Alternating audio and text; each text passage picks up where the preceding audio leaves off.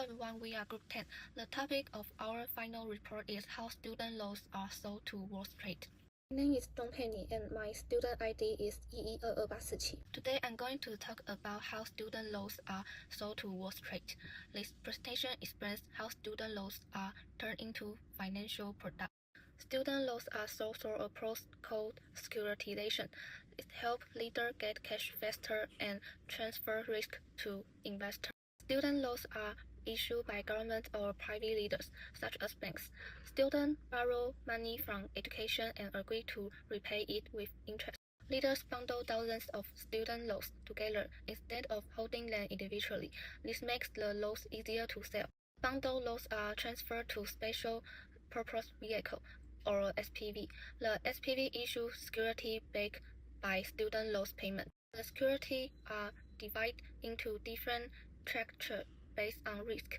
Senior structures are safer with lower returns, while junior structures are riskier with higher returns. These securities are sold to investors such as pension funds and insurance companies. Investors earn interest income. Students continue making loan payment to loan services.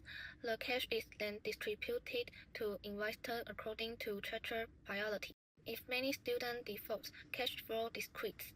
Junior tranches absorb losses first, while senior tranches are more protected. My name is He Yunzhen, student ID 1122846. I will explain the important financial terms mentioned in this video. So what is securitization? What is SLABS?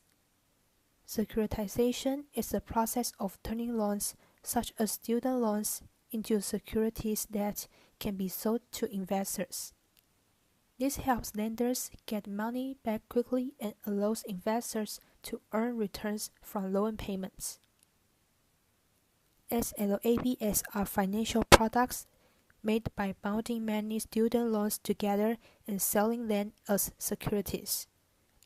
Investors receive money when borrowers repay their student loans. Then what is systematic risk? Systematic risk is the risk that problems in one part of the financial system could spread and cause damage to the world economy. Hi everyone, my name is Zhang Zipei. My student number is 11324050. Now we can look at the picture 1. By 2025, total U.S. student loan debt is about 1.8 trillion.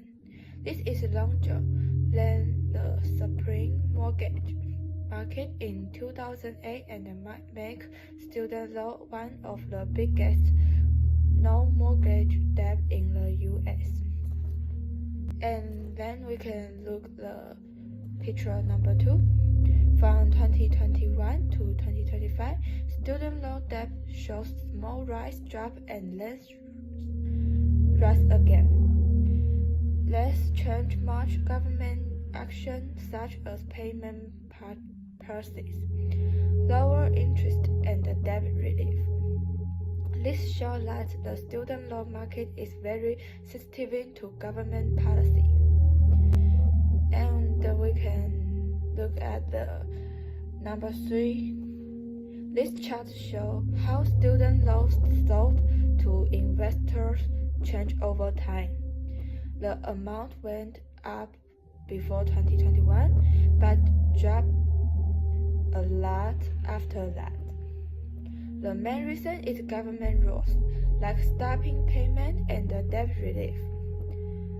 This means the risk come from policy change and a big market crash like in 2008. My student ID is 1122701. Now we talk about the impact on students and borrowers. Student loans are no longer just personal debt. They are now financial assets owned by investors. Because of this, it is harder for students to negotiate repayment or qualify for loan forgiveness. This increases long-term financial stress. Student debt also reduces spending and delay important life decisions, like buying a home or starting a family. Over time, it increases inequality and widens the class gap. Second, what happens when student loans become tradable? When student loans become tradable, lenders can bundle them into student loans as asset-backed security. This creates new investment opportunities for Wall Street and increased market liquidity for lenders. At the same time, the risks of default affects not only students, but also investors and the stability of the financial system. The last one, balancing students and investors. Policymakers need to balance the interests of students and investors.